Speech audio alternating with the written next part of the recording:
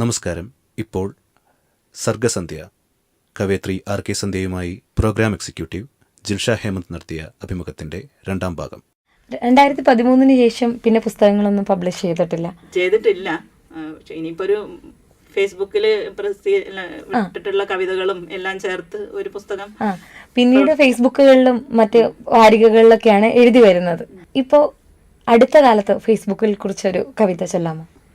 ചില വലിയ കുഴപ്പങ്ങൾ എന്നാണ് കവിതയുടെ പേര്. രണ്ടുപേർക്കു നിന്ന് തിരിയാൻ ഇടമില്ലെന്ന് പറഞ്ഞ് അടുക്കളയിലേക്ക് അയാൾ കയറാതിരുന്നപ്പോൾ ഒരു എഴുത്തുമേശയും മടക്കുകെട്ടിലും കൂടി അടുക്കളയിലേക്ക് എടുത്തിട്ട് അവൾ കഥ കടച്ചു. 1001 രാവുകളുടെ നിദ്രാടനത്തെ നളചരിതത്തിലേക്ക് മൊഴിമാറ്റി അവൾ നിറഞ്ഞാടി. ഇവിടം നരകമെന്ന് പഴിച്ച് ഫോണിൽ ഉണ്ടുറങ്ങുന്ന മക്കളോട് എൻ്റെ നരകത്തിൻ്റെ പടിക്കിലൂടെ വന്നാൽ മുട്ടുതല്ലിയൊടിക്കുമെന്നവൾ തലപ്പ് വലിച്ചുകുത്തി. കവിത കൊണ്ട് കഞ്ഞിയും കറിയും വെച്ചു തുടങ്ങിയല്ലേ എന്ന് ലോഹ്യൻ ചോദിച്ച സാഹിത്യമതപ്പാടുള്ള പഴയ സഹപാഠിയെ നീ ഇനിയും ചത്തില്ലേ എന്ന് കറിക്കത്തിയുടെ വായ്ത്തലയണയ്ക്കുന്ന താളത്തിൽ തളച്ചു. ഇങ്ങോട്ടിടയ്ക്കുള്ള വരവും നിർത്തിയോ എന്ന് ചോദിച്ച ലൈബ്രറിയനോട് പുസ്തകം വലിച്ചെറിഞ്ഞ് ഭരണഘടന വാങ്ങിവെക്കൂ എന്നവൾ അളമുട്ടിയ പിടച്ചിലിൽ ചീറി നിവർന്നു. ഒതുങ്ങിപ്പോയ ഇടങ്ങളിൽ ഒടുങ്ങിത്തീരുമെന്നായപ്പോൾ ഒരു കയറും ഒരു ബ്ലേഡും കമ്മട്ടിക്കായയും അവൾ ഒളിപ്പിച്ചു വെച്ചു. തൊണ്ടി മുതലുകളോടൊപ്പം അവളെ കാറിൽ കയറ്റുമ്പോൾ ഉമ്മ വയ്ക്കാനെന്ന് നടിച്ച് അയാളുടെ കവിൾ കടിച്ചു പറിച്ചാലോ എന്ന് അവൾ ചുണ്ടുകൂർപ്പിച്ചു.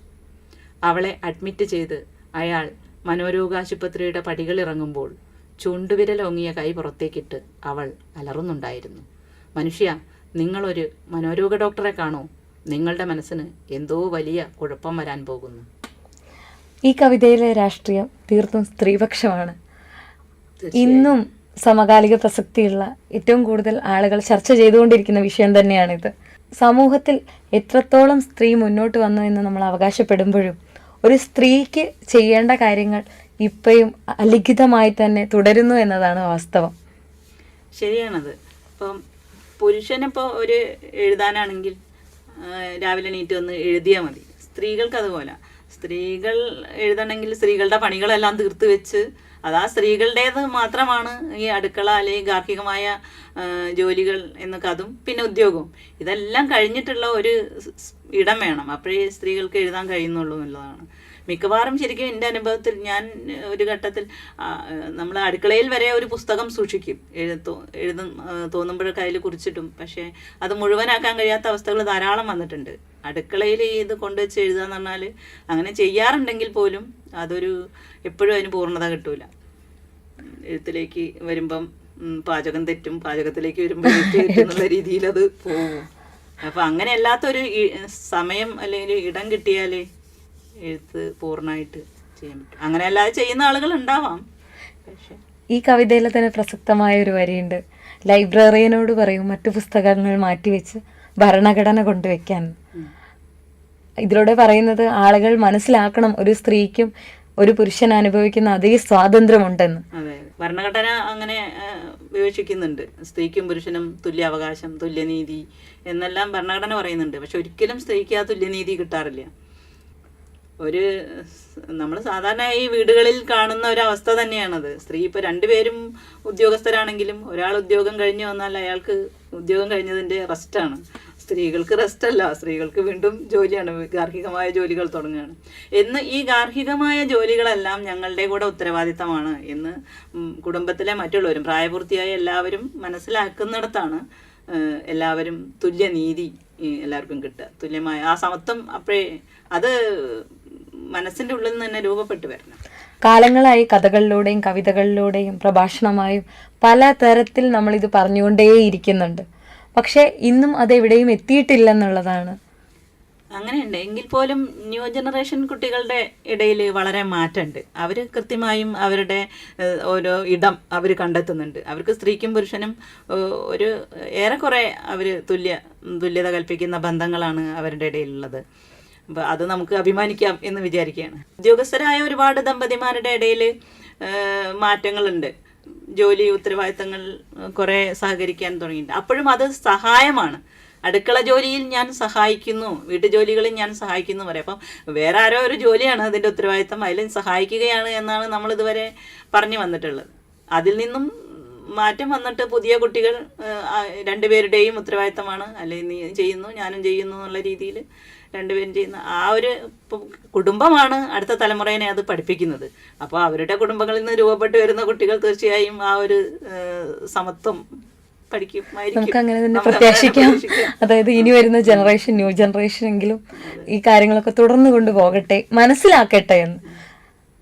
സോഷ്യൽ മീഡിയകളിലുള്ള എഴുത്തിന് കൂടുതൽ സ്വാധീനം ചെലുത്താൻ സാധിക്കുന്നുണ്ടെന്ന് തോന്നുന്നുണ്ട്. തീർച്ചയായും പലതരത്തിലും സ്വാധീനിക്കുന്നുണ്ട്. കാരണം എല്ലാവരും ജീവിതം വളരെ വേഗമാണ്. അപ്പോൾ ഒരു ആനുകാലികങ്ങൾ പ്രസിദ്ധീകരിച്ച് വന്ന കാര്യങ്ങൾ വായിച്ച് അത് ഉൾക്കൊള്ളുക, അങ്ങനെയുള്ള ആളുകളുണ്ട് എങ്കിൽ പോലും അതിനേക്കാൾ എത്രയോ മടങ്ങ് കൂടുതലാണ് സോഷ്യൽ മീഡിയയിൽ. അത് നമുക്ക് എപ്പോഴും കൊണ്ടു നടക്കാവുന്ന വിരൽത്തുമ്പിലുള്ള ഒരു വായനാശീലവും കാഴ്ചയും എല്ലാം നമുക്ക് വിരൽത്തുമ്പിൽ സാധ്യമാവുന്നു എന്നുള്ളത് കൊണ്ട് തന്നെ അതിന് നല്ല സാധ്യതകളുണ്ട്. പിന്നെ എളുപ്പം ഇടപെടാൻ കഴിയുന്നു എന്നുള്ളതും ആർക്കും ഇടപെടാൻ കഴിയുന്നു എന്നുള്ളതും അതിൻ്റെ ഒരു എളുപ്പമാണ്, അതിൻ്റെ ഒരു സ്വാതന്ത്ര്യമാണ്. ഇപ്പോൾ എനിക്കും തോന്നിയത് അതാ, 2013 ബുക്ക് പബ്ലിഷ് ചെയ്തിട്ട് ബാക്കിയുള്ള ഈ 2025 എത്തി നിൽക്കുമ്പോഴും കവിതകൾ എഴുതാൻ ഉപയോഗിക്കുന്നത് സോഷ്യൽ മീഡിയകളാണ്. ഇങ്ങനെയൊക്കെ ആണെങ്കിലും ഈ കാലഘട്ടത്തിൽ എഴുത്തിൽ എന്തൊക്കെ മാറ്റങ്ങളാണ് വന്നിട്ടുള്ളത്? എഴുത്തിൽ നേരത്തെയൊക്കെ എഴുതുന്നതിൽ ഒരു ചൊല്ലുന്ന കവിതകൾ ധാരാളം എഴുതിയിട്ടുണ്ടായിരുന്നു മുമ്പ്, ചൊല്ലാൻ പറ്റിയ രീതിയിൽ. പിന്നെ ഇപ്പോഴധികം ചൊല്ലുന്നതിനേക്കാൾ ഗദ്യ കവിതകളാണ് കൂടുതൽ എഴുതാന്നുള്ളൊരു മാറ്റം വന്നിട്ടുണ്ട്. നേരത്തെ അത് ആലപിക്കാൻ പറ്റുന്ന കവിതകളായിരുന്നു കൂടുതൽ എഴുതിയിരുന്നത്, ഗദ്യ കവിതകൾ കുറവായിരുന്നു. അങ്ങനെയൊരു വ്യത്യാസമുണ്ട്. പിന്നെ എനിക്ക് തോന്നുന്നത്, ഞാൻ ഈ മേഖലയിൽ കുറച്ച് അപകർഷത ഉള്ള ഒരാളാണ് എന്ന് വെച്ചാൽ, ആ ഒരു എഴുതാതിരുന്ന കുറേ കാലത്ത് എനിക്കുണ്ടാവേണ്ട വളർച്ച ഉണ്ടായിട്ടില്ല അത് വിശ്വസിക്കുന്ന ഒരാളാണ് ഞാൻ. അതുകൊണ്ട് തന്നെ എനിക്ക് കുറേയും കൂടെ എഴുത്ത് ഡെവലപ്പ് ചെയ്യേണ്ടതുണ്ട് എന്ന് തോന്നലുണ്ട്. ഭാഷയുടെയും പ്രയോഗങ്ങളുടെയും ഒക്കെ തലത്തിൽ എൻ്റെ കവിത ഇനിയും ഇപ്പോൾ നിലനിൽക്കുന്ന എഴുത്തുള്ള ആളുകളുടെ അവസ്ഥയിലേക്ക് ഇനിയും ഡെവലപ്പ് ചെയ്യേണ്ടതുണ്ട് എന്ന് എനിക്ക് തോന്നാറുണ്ട്.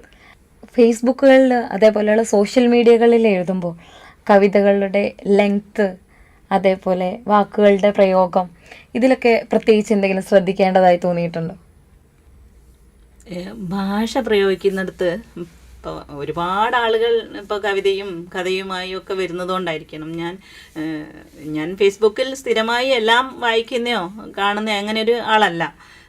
ചിലപ്പോൾ മാത്രം കാണുന്ന കുറച്ച് കാര്യങ്ങൾ വായിക്കുക, എഴുതുക എന്നല്ലാതെ സ്ഥിരമായി അത് എല്ലാ കവിതകളും വായിക്കുന്ന അങ്ങനെയല്ല. അപ്പോൾ ഞാൻ കണ്ട ഒരു പ്രത്യേകത എന്താണെന്ന് വെച്ചാൽ, ആളുകൾ എഴുതുന്നവരല്ല, എല്ലാ ആളുകളും, അതായത് എഴുതിത്തെളിഞ്ഞ കവികൾ എന്ന് പറയുന്ന ആളുകളല്ല, പൊതുവെ എല്ലാ എഴുതുന്ന കുറേ യുവാക്കളായാലും ഭാഷയിൽ പ്രയോഗിക്കുന്നതിൽ ചില വ്യത്യാസങ്ങൾ കാണാം. പ്രയോഗങ്ങൾ ഇപ്പം അത് അവരുടെ സംസാരത്തിൽ നിന്നോ പുതിയ ജനറേഷൻ്റെ ഇതിൽ നിന്നപ്പോൾ ഞാൻ അന്യായം എന്നൊക്കെ പ്രയോഗിക്കുന്ന വാക്ക് ശരിയായ അർത്ഥത്തിലല്ലാതെ പ്രയോഗിച്ച് കണ്ടിട്ടുണ്ട് പലപ്പോഴും. ചില പദങ്ങളൊക്കെ ഉണ്ട് കുട്ടികൾ അർത്ഥം എങ്ങനെയാണെന്ന് അറിയാതെ പ്രയോഗിക്കുന്ന ഒരു ശീലം വന്നു തുടങ്ങിയിട്ടുണ്ട്. അത് അങ്ങനെ പറയാവോ എന്ന് അറിഞ്ഞൂടാ. പിന്നെ സോഷ്യൽ മീഡിയയിൽ എഴുതുന്നത് കൊണ്ടുള്ളൊരു ഗുണം, പെട്ടെന്ന് കണക്ട് ചെയ്യാൻ പറ്റും. ഗ്രൂപ്പുകളുണ്ട്, ഈ നമ്മുടെ അതേ അഭിരുചിയുള്ള ആളുകളായിട്ടും അതിൽ താല്പര്യമുള്ള ആളുകളായിട്ടും പെട്ടെന്ന് കണക്ട് ചെയ്യാൻ പറ്റാറുണ്ട്. തുടർന്നുള്ള ഒരു കവിതയുടെ സ്വാധീനം എന്ന നിലയ്ക്ക് തന്നെ ഇങ്ങനെയുള്ള ഗ്രൂപ്പുകളും പിന്നീടുള്ള ചർച്ചകളും പിന്നീടുള്ള കണ്ടുമുട്ടലുകളും ചർച്ചാവേദികളൊക്കെ ഇതിൽ നിന്ന് പുരോഗമിച്ചു വരാറുണ്ട്. തീർച്ചയായും അങ്ങനെയുള്ള നല്ല കുറേ ഗ്രൂപ്പുകളുണ്ട്. എന്ന് വെച്ചാൽ ഈ കവിതേൻ്റെ തന്നെ കേരള വിമൻസ് പോയിറ്റ്സ് എന്ന് പറഞ്ഞിട്ട് ഞങ്ങളുടെ ഒരു ഗ്രൂപ്പുണ്ട്. അതിൽ കൃത്യമായും കവിത കൊണ്ട് ഇടപെടുന്ന ഒരുപാട് സ്ത്രീകളുടെ സ്ത്രീ എഴുത്തുകാരുടെ ഒരു കൂട്ടായ്മയാണത്. അതേപോലെ തന്നെ പല ഞങ്ങളുടെ ഡിപ്പാർട്ട്മെൻറ്റ് തലത്തിലും എങ്ങനെയായാലും എഴുതുന്നവരുടെയും മറ്റ് എല്ലാ രീതിയിലുള്ള രചനകളും കലാപ്രവർത്തനങ്ങളൊക്കെ നടത്തുന്ന ഗ്രൂപ്പുകളുണ്ട്. അപ്പോൾ ഈ ഗ്രൂപ്പുകളിൽ കവിതകളെക്കുറിച്ചുള്ള സംവാദങ്ങളും ചർച്ചകളും ഒക്കെ വരുന്നുണ്ട്. അത് വളരെ നല്ലതാണ്. ഭാഷ പ്രയോഗിക്കുന്നതിൻ്റെയും ആശയം പ്രചരിപ്പിക്കുന്നതിൻ്റെയും ഒക്കെ നല്ല തലങ്ങൾ ചർച്ച ചെയ്യപ്പെടുന്നുണ്ട് അതിൽ. അത് നല്ലതാണ്. കവിതയിലൂടെയുള്ള സാമൂഹിക ഇടപെടലിനപ്പുറം മറ്റേതൊക്കെ രീതിയിലാണ് പ്രവർത്തിച്ചുകൊണ്ടിരിക്കുന്നത്? അതൊരു നല്ല ചോദ്യമാണ്. അപ്പോൾ ഞാൻ ചെറുപ്പം മുതൽ തന്നെ കുട്ടിപ്രായത്തിൽ തന്നെ ബാലസംഘം പോലുള്ള കുട്ടികളുടെ സംഘടനയിലൊക്കെ പ്രവർത്തിക്കുകയും അതിൻ്റെ ഭാഗമായൊക്കെ ചെയ്തിട്ടുണ്ട്. പിന്നെ വളർന്നു വരുമ്പോൾ കോളേജ് തലത്തിലൊക്കെ ആകുമ്പം കൃത്യമായും രാഷ്ട്രീയത്തിൽ ഇടപെടുകയും രാഷ്ട്രീയ വിദ്യാർത്ഥി പ്രസ്ഥാനത്തിൻ്റെ ഭാഗമാവുകയും അതിൻ്റെ പ്രവർത്തനങ്ങളിലും നിന്നിട്ടുണ്ട്. നാട്ടിലെ സാംസ്കാരിക ക്ലബ്ബുകളും അതേപോലുള്ള പരിപാടികളും ഒക്കെ ഇടപെടാറുണ്ട്. വനിതാ പ്രസ്ഥാനങ്ങളുടെ കൂടെ നിന്ന് പ്രവർത്തിക്കുകയും ഒക്കെ ചെയ്തിട്ടുണ്ട്.